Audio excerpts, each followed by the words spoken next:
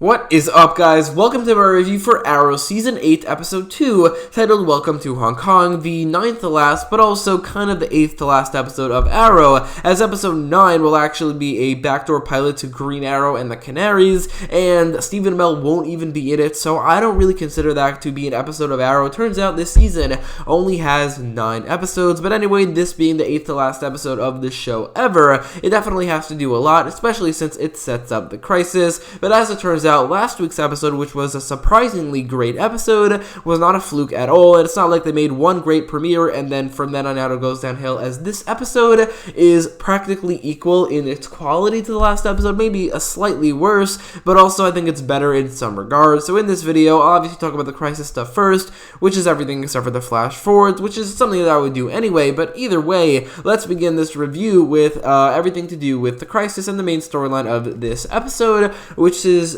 basically everything in the present day.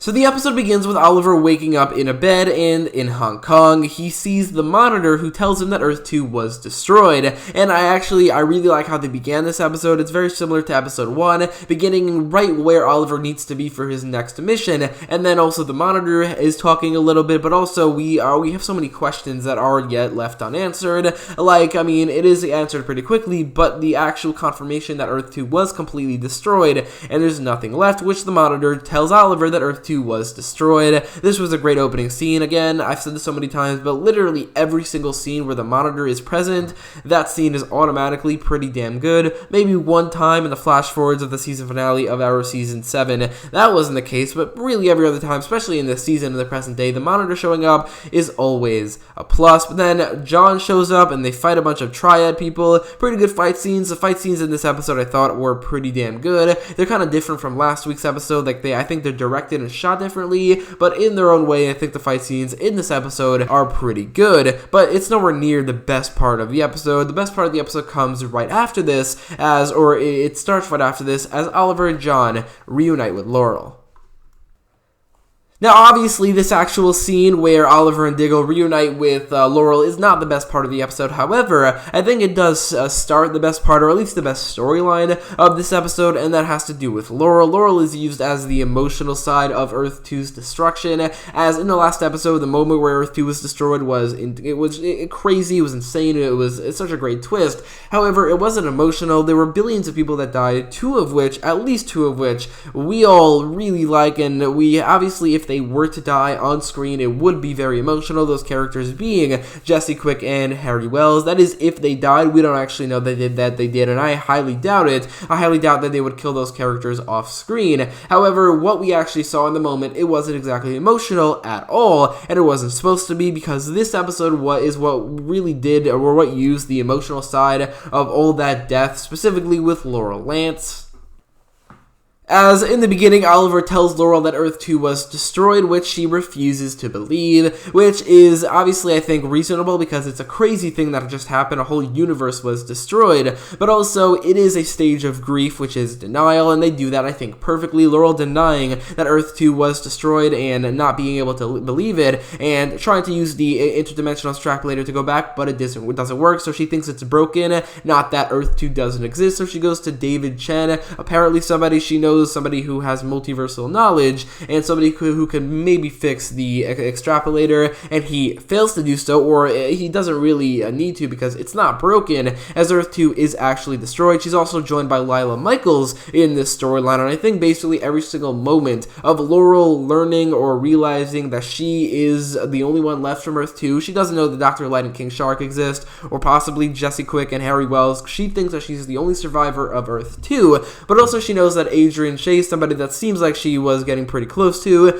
but also her sister Sarah, who in this episode Laurel confirmed that she was still close with, died in the last episode. And honestly, watching the last episode, in the end, it never occurred to me what had just happened to Laurel. She lost multiple family members, multiple loved ones, basically everybody she's ever cared about, except for the people she briefly spent some time with on Earth 1. But also the entire world, or at least the city she was trying to protect, was completely destroyed, and the emotional weight that would put on Laurel, it's insane. So for some reason that never occurred to me, but I'm so glad they actually handled that and they actually focused on that in this episode. And what came out of that was, I think, the best storyline of this episode, as Laurel was great, such a great character, and it was incredibly emotional. Katie Cassidy's acting in this episode was quite possibly her best acting from the show ever. I mean, I teared up a couple times from her reactions to realizing that Earth 2 is destroyed and her sister and Adrian and the entire world is gone.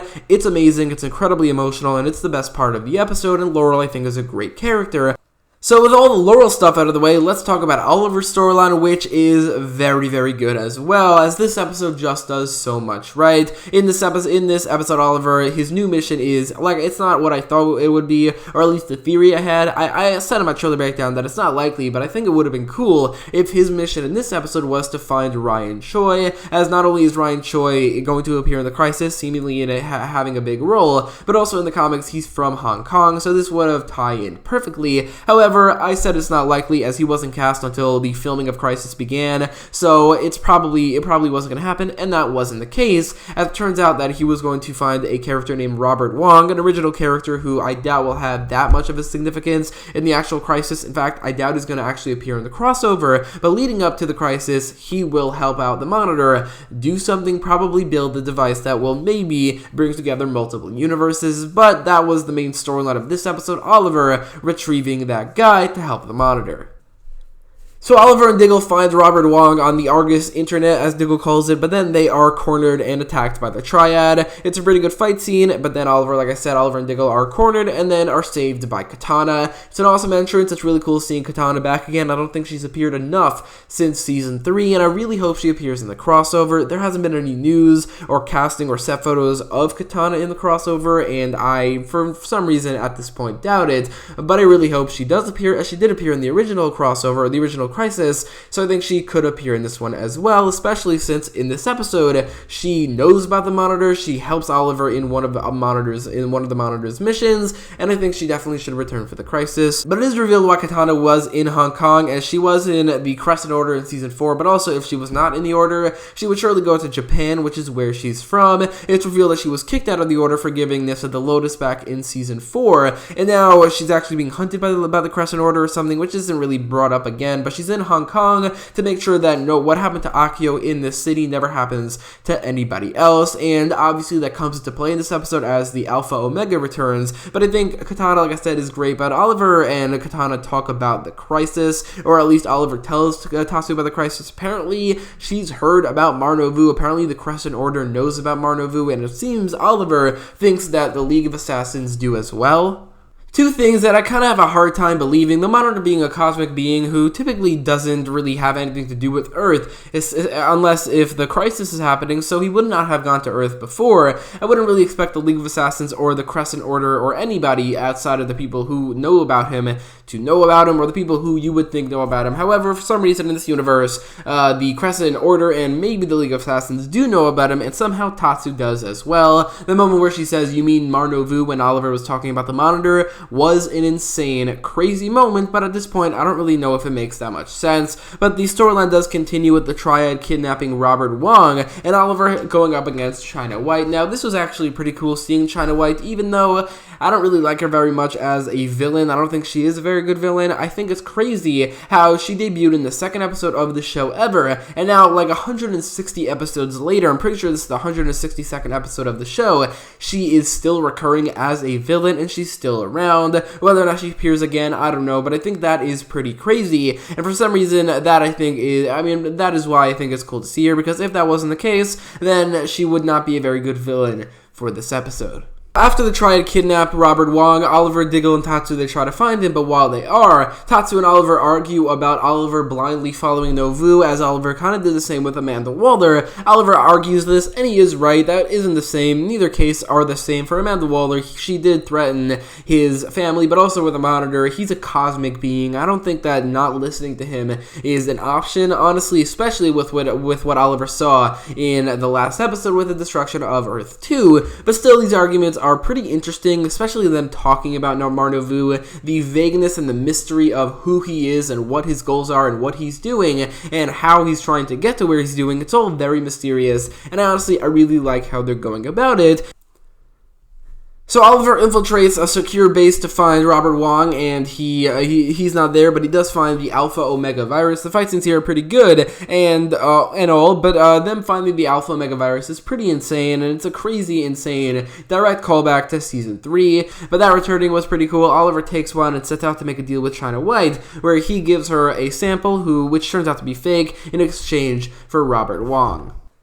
So after another argument between Tatsu and Oliver, I already mentioned what I thought about that. Green Arrow, Spartan, and Katana all go up against the Triad as well as China White after their deal doesn't go as planned. Katana faces off against China White in a one-on-one, which is a pretty great fight scene, along with all the other fight scenes, but after like a moment of hesitation, China White straight up stabs Katana, which was a crazy moment, and honestly, I didn't know what was going to happen, considering Katana has not been confirmed to appear in the Crisis, considering I had some sort of feeling that they might be killing her in this episode. When she stabbed Katana, I thought that might be it for her. However, when China White did bring up her blade to stab her again, it was pretty obvious that that was not going to happen, but there were a couple seconds where I thought Katana might be dying. However, Black Siren returns. Like I said earlier, it's a very satisfying return after her awesome storyline, very emotional storyline in this episode. So all those fight scenes and the surprise moments that happened in those fight scenes and during the end of them, they're all really good.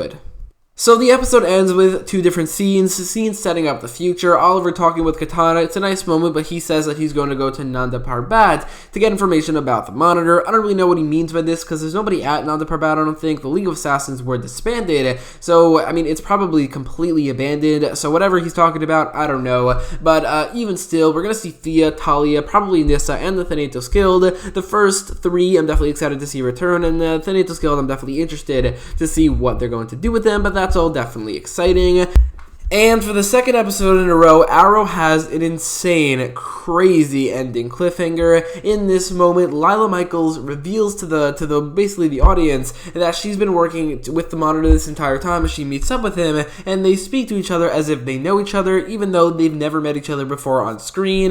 This is it was definitely predictable because of how they revealed that she was going to become the comic book version of Harbinger in the Crisis through a poster, which they had to because of set photos. They would have been revealed anyway, but even with this predictability, this moment was insane. My jaw was on the ground when watching this scene. It was crazy, not as unpredictable as the ending of the last episode. However, it's, I think, just as cool. Lila meeting up with the Monitor, seeing the Monitor and Harbinger on screen together. Harbinger's not in her costume yet, but still, it's really cool, especially since this means that Lila is so much more important, but also so much more interesting than I thought she was. I always liked her as a character, but I think this makes it so much more interesting, especially since this ties it all together. This means that the Crisis has been set up since the beginning of the Arrowverse, Arrow Season 1.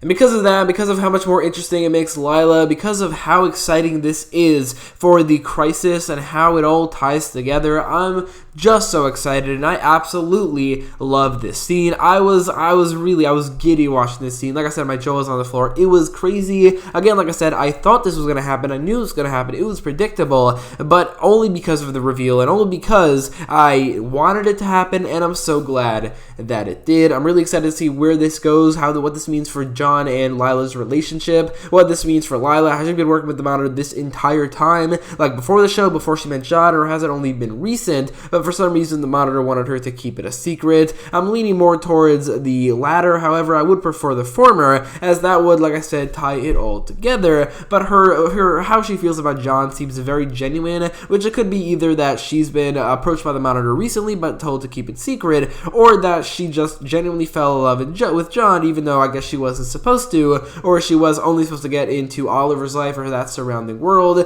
but she did fall in love with John in the end. Either way, this is an awesome ending scene, and I think Arrow is absolutely killing it in almost every way except Now, I don't really think I have to mention much about the flash forwards. They're not very good, except for one scene, the scene that I will talk about. This scene where Connor and John Jr. talk, and Connor just pleads with John to stop being Deathstroke and join their team, and how they were brothers growing up. It's actually pretty great. The actor Joseph David Jones, he was great in this scene. It makes me think that he could honestly have held his own show. He's Connor Hawke. He should have been the next Green Arrow, not Mia Smoke. And and what they're doing with Green Arrow and the Canaries. Anyway, that scene was actually pretty good. Probably the first scene of the flash forwards, like maybe ever, but definitely like the ones in the beginning where I didn't really know much about the flash forwards. They were new, they were mysterious, they were cool. And then also the scene where it was revealed that Felicity was dead. That was great, but all of those things have been kind of nullified by what we know now about the flash forwards. However, I don't think this scene with Connor and John Jr. ever will, as it's a great, very well acted scene, very well written, and it's the first time in a very long time, like ever since the flash forwards have become as, annoying as they've become, that I've actually cared about any characters in the flash forwards, and that's Connor Hawke. And honestly, it makes me angry that they're not giving him the spin-off show, considering, like I said, he's Connor Hawke. He should be the Green Arrow after Oliver Queen, not Mia Smoke, who is technically an original character. So in conclusion, I thought this episode was another great episode for Arrow Season 8. It wasn't as insane as the first episode. I don't think the present day storyline was as good, even though it was only slightly worse. However, I guess I get a couple extra points for the flash forwards being slightly better than they've basically ever been before, which it doesn't really mean anything, but I guess there's that. However, the storyline with Laurel was incredibly emotional, very well acted. Oliver's storyline was great. The Monitor was showing up, so that's great. Katana was awesome. So basically, everything in this episode was great, except for a couple things I didn't love, including most of the flash forwards. Anyway, because of that, I'll give this episode a 9.4 out of 10, as I think, while it's not as good as the first episode, it is definitely, I think, the second best episode of the Arrowverse so far this season, and hopefully Arrow Season 8 can keep up this trend. Let me know your thoughts in the comments of this episode, and if you haven't checked out my Flash Season AF6 Episode 3 review that I posted a couple hours ago, definitely check that out. Thanks for watching.